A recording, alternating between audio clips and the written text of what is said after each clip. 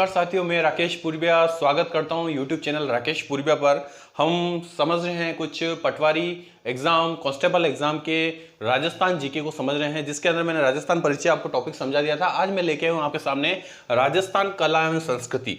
राजस्थान और कला और संस्कृति के अंदर सबसे पहला टॉपिक आज हम जो पढ़ने की शुरुआत कर रहे हैं वो है राजस्थान में पहने जाने वाले आभूषण और पगड़ियां। तो हम राजस्थान के आभूषण और पगड़ियों की शुरुआत कर रहे हैं कि किस कौन कौन से आभूषण स्त्रियां या पुरुष पहनते हैं, उनके बारे में समझाऊंगा। सबसे पहली बात चलते हैं हम सबसे इंपॉर्टेंट, सबसे पहला जो हम बिंदु ले रहे हैं वो है दांत के आभूषण।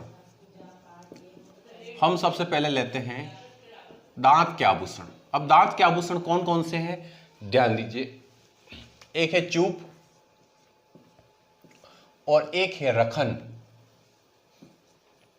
ये जो दोनों आभूषण है दांत के आभूषण है। रखन जो होता है वो चांदी या सोने की प्लेट होती है, पतली सी पन्नी होती, सोने की प्लेट होती है, ये है रखन। और एक हो गया चूप, ये है दांत के आभूषण। नेक्स्ट चलते हैं हम कमर के आभूषण। सेकंड बात करते हैं हम किसकी? कमर के आभूषण की। कमर के कौन कौन से आभूषण हैं इसको भी आप ध्यान से समझिए। कंदोरा, सेकंड है कंदोरी, इसका एक नाम और है करगनी, करदनी, करदनी बोलते इसको, ये कंदोरा हो गया। एक है कणगति, कणगति। चौथा लिखता हूं मैं तगड़ी। चौथा कौन सा है? तगड़ी। पांचवा है हमारा जंजीर। पहला था हमारा कंदोरा, सेकंड है कंदोरी या करधनी, कणगति, तगड़ी, जंजीर। ये जो आभूषण है हमारे किसके हैं? कमर के आभूषण। एक कमर का एक आभूषण और मैं लिख देता हूं कंडोरू। कंडोरू भी कमर का आभूषण है। तो कंदोरा, कंदोरी या करधनी, कणगति, तगड़ी, जंजीर और कंडोरू ये सभी कमर के आभूषण है। किसके आभूषण है? कमर के आभूषण है। आप चाहें तो इसको एक बार आप स्क्रीनशॉट ले सकते हैं ताकि आपको ये समझ में आ जाए। एक बार आप इसको ध्यान से देख लीजिए और एक इसका स्क्रीनशॉट ले लीजिए आप।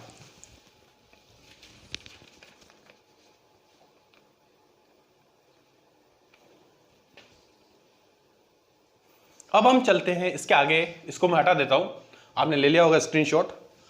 अब मैं बताता हूं आपको सिर के आभूषण या शीश के आभूषण भी कहते हैं।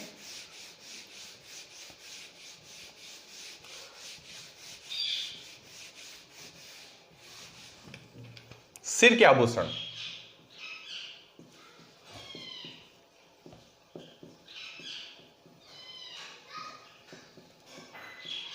तो सिर के आभूषण को आप बिल्कुल सिंपल भाषा में समझिए। कैसे? एक लड़की है,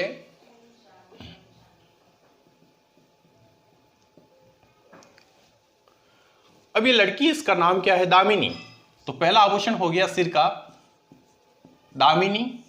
इसकी एक बहन है सांकली और इन दोनों का एक भाई है हाकल। इस टाइप से आप समझ सकते हैं। तो सिर के तीन आभूषण हो गए दामिनी, सांकली और हाकल। दामिनी, सांकली और हाकल ये सिर के तीन आभूषण हो गया। इसके अलावा और कौन कौन से आभूषण हैं जो सिर में पहने जाते हैं इसको देखिए।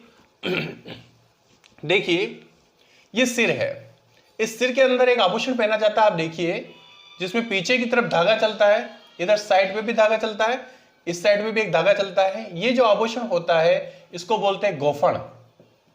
क्या बोलते हैं इसको? गोफण कहा जाता है। इसे क्या कहा जाता है? गोफण। और ये जो गोफण है और इसके यहां टीका लगता है, और ये टीका और गोफण के मध्य जो आभूषण पहना जाता है उसका नाम है तावीद। कौन सा आभूषण पहना जाता है? तावीद। तो सिर के आभूषण में एक गोफन भी हो गया और एक तावीज भी हो गया। सिर के आभूषण के अंतर्गत आता है गोफन और तावीज। दामिनी, सांकली और हाकल भी सिर के आभूषण है। और चलते हैं हम सिर के आभूषण। फोर्थ लेते हैं हम टीका, सिर में लगाया जाता है। पांचवा टीका फलको, यह भी सिर का आभूषण है। दामिनी, सांकल, हाकल, टीका और टीका फलको, यह भी सिर के आभूषण है। आगे लिखता हूं मैं शीश फूल, शीश फूल,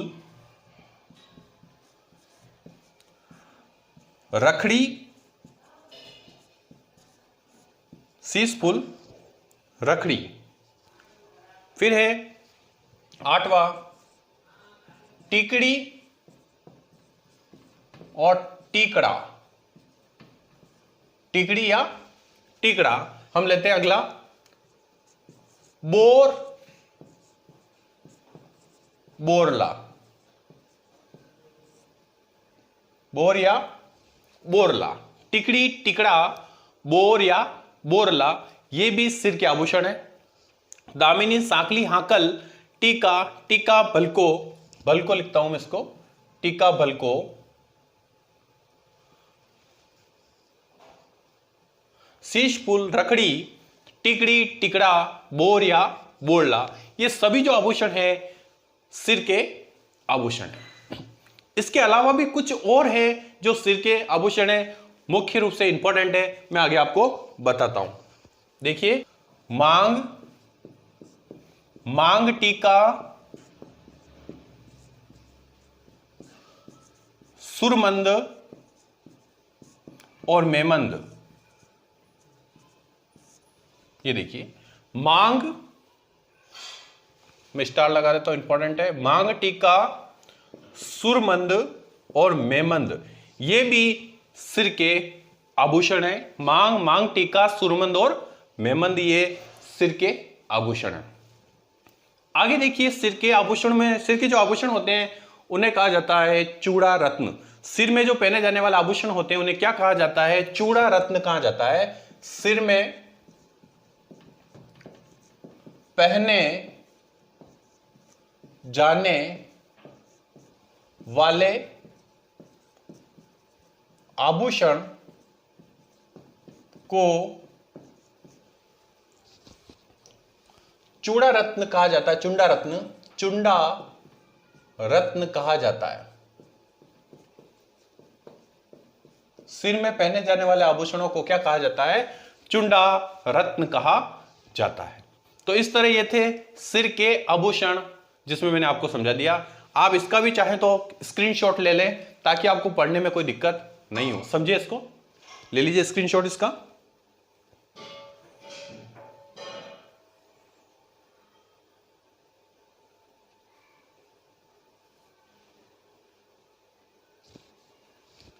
चलिए हम आगे लेते हैं, इसको मैं हटा देता हूं। स्क्रीनशॉट आपने ले लिया होगा इसका।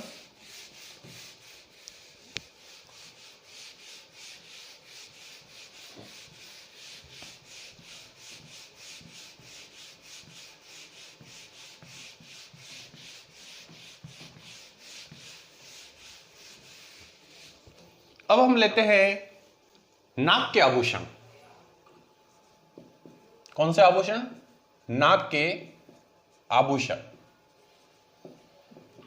कि नाक में कौन कौन से आभूषण पहने जाते हैं, इसको आप समझिए। नाक के आभूषण में सबसे पहली बात, नाक के आभूषण में कौन कौन से हैं जो नाक के आभूषण हैं? देखिए, फीणी, सेकंड है लौंग, और थर्ड लिखता हूं मैं नथ। यहां से तीनों समझिए, फीणी, लौंग और नथ नाक में पहने जाने वाला आभूषण है। अब फीणी और नथ जो ऐसे आभूषण है वो जो लंबे होते हैं। कैसे होते हैं? फीणी और नथ ऐसे आभूषण है जो क्या होते हैं? लंबाई अधिक होती है, लंबे होते हैं। इसलिए यूं कह सकते हैं फीणी लौंग होती है और नथ भी क्या होती है? लौंग। लौंग मीन्स लंबे। तो तीन आभूषण याद हो जाएंगे, फीणी, लौंग और नथ नाक के आभूषण होते हैं। कौन कौन से? फीणी, लौंग और नथ। फोर्थ चलते हम, स्टार लगाता हूं बेसरी। और फिफ्थ स्टार है, ये भी इंपॉर्टेंट है, लटकन। ये भी नाक के आभूषण है, लेकिन ये दोनों छोटे आभूषण हैं। और हम जब राजस्थान कला संस्कृति में चित्रकला पढ़ेंगे उसमें हम बड़ी ठड़ी के बारे में पढ़ेंगे। तो बड़ी ठड़ी जो थी वो बेसरी और लटकन बेसरी और लटकन आभूषण का यूज करती थी, पहनती थी बेसरी और लटकन। तो बड़ी ठड़ी कौन से आभूषण पहनती थी? बेसरी और लटकन। और ये नाक के आभूषण है फीणी, लौंग और नथ। फीणी और नथ जो है लौंग यानी कि लंबे आभूषण है। तो ये कौन कौन से आभूषण हुए हमारे? नाक के आभूषण। इसका भी आप एक स्क्रीनशॉट ले लीजिए ताकि आपको ये समझ में आ जाए। अब आगे इसको समझते हैं हम। इसको थोड़ा सा और घुमा के बताता हूं मैं स्पेशल सॉरी। एक शब्द लिखता हूं मैं, बांका। यह भी नाक में पहने जाने वाला आभूषण है, बांका। इस बांका से हम दो नाक के आभूषण और भी याद कर सकते हैं। जैसे का से याद करेंगे कांटा, और बा से याद करेंगे बारी। बा से हम कौन सा याद करेंगे? बारी। और का से याद करेंगे कांटा। तो बांका भी नाक में पहना जाता है, बारी भी नाक में पहना जाता है, और कांटा भी नाक में पहना जाता है। अगला चलते हैं, एक है चुनी और एक चूप। ये दो जो आभूषण हैं ये भी कहां पहने जाते हैं? नाक में पहने जाते हैं। चुनी और चौप नाक में पहने जाते हैं। कहां पहने जाते हैं?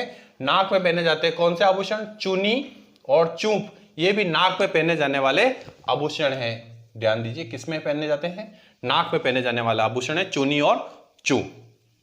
तो साथियों स्टूडेंट, आपको ये नाक के आभूषण के बारे में समझ में आ गया होगा। आगे हम चलते हैं और कुछ नए आभूषण पढ़ते हैं। पैर के आभूषण पढ़ते हैं। देखिए, इसको मैं हटा देता हूं।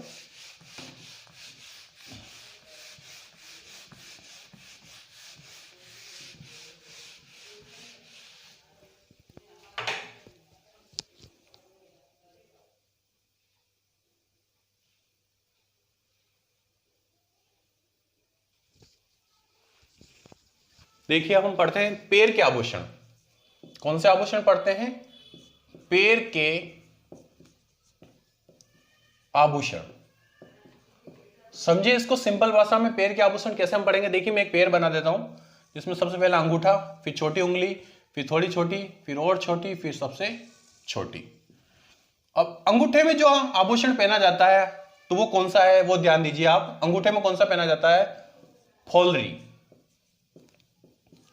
एक और नाम इसका पोलरी। ये अंगूठे में पहना जाता है।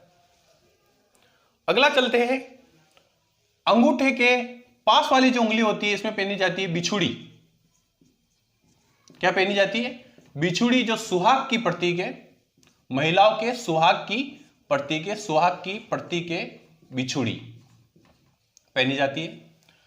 उसके बाद देखिए, जो सबसे छोटी उंगली है, ये जो दिख रही है आपको, सबसे छोटी उंगली, इसके अंदर जो आभूषण पहना जाता है वो है गोप। कौन सा आभूषण पहना जाता है? गोप आभूषण पहना जाता है सबसे छोटी उंगली में। और ये जो चार उंगलियां दिख रही, 1 2 3 4, इन चारों में एक साथ एक आभूषण पहना जाता है जिसको हम कहते हैं पग पान। क्या बोलते हैं इसको? पग पान कहते हैं, जो चारों उंगलियों में एक साथ पहना जाता है। देखिए, पैर के आभूषण में अंगूठे में फोलरी या पोलरी, अंगूठे के पास वाली उंगली में बिछुड़ी जिसको बोलते हैं सुहाग का प्रतीक है। ये जो चार उंगलियां हैं, इन चार उंगलियों में एक साथ ही जो आभूषण पहना जाता है उसको बोलते हैं पगपान। और जो अंत में छोटी उंगली है, अगर इसके अंदर कोई आभूषण पहना जाता है तो उसे क्या कहते हैं? गोप कहते हैं। ये थे पैर के आभूषण। इसका भी आप एक स्क्रीनशॉट ले लें ताकि आपको समझ में आ जाएगा। ये गोप नहीं है, ध्यान दीजिए, यहां गौर है, गौर है, ध्यान दीजिए, गोप नहीं है, गौर है। इसका ले लीजिए आप स्क्रीनशॉट।